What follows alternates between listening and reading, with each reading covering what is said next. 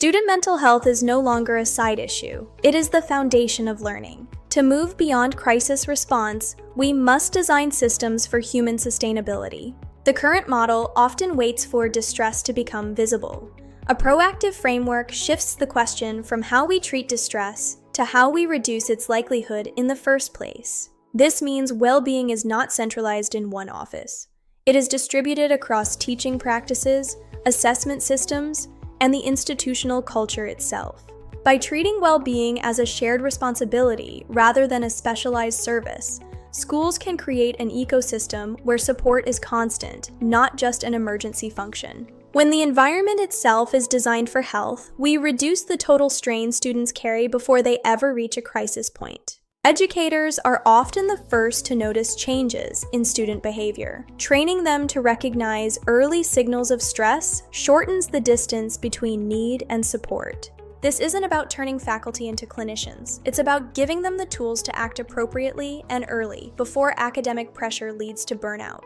When teachers are equipped with a common language for well-being, the institution can respond with care rather than just administrative protocols. Seamless pathways between the classroom and support services ensure that no student falls through the cracks when academic challenges become emotional ones. Of course, we must also support the educators themselves. Healthy institutions require healthy faculty to sustain a thriving student population. A culture of care starts with the adults in the system, creating a ripple effect that benefits every learner in the environment. One of the most overlooked causes of stress is workload design. Curriculum can either amplify strain or reduce it through thoughtful sequencing and pacing. Spaced learning models reduce cognitive saturation. By distributing learning over time, we support both retention and sustainable effort. High-stakes exams create immense pressure.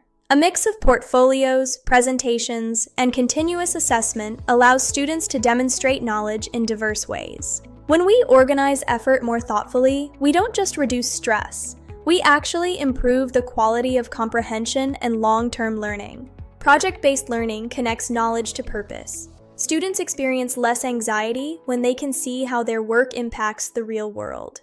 Designing for well-being means treating the curriculum itself as a regulator for student stress and cognitive load. Students now learn inside an attention economy.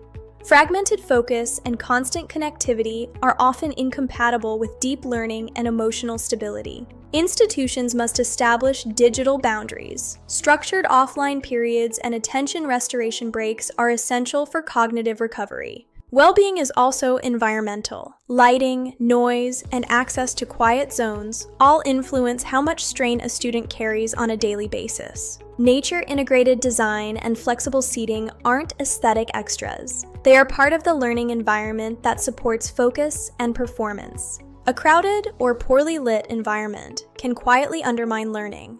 When we design for comfort, we design for comprehension. By managing both the digital and physical landscapes, we create a sanctuary for deep work and emotional regulation.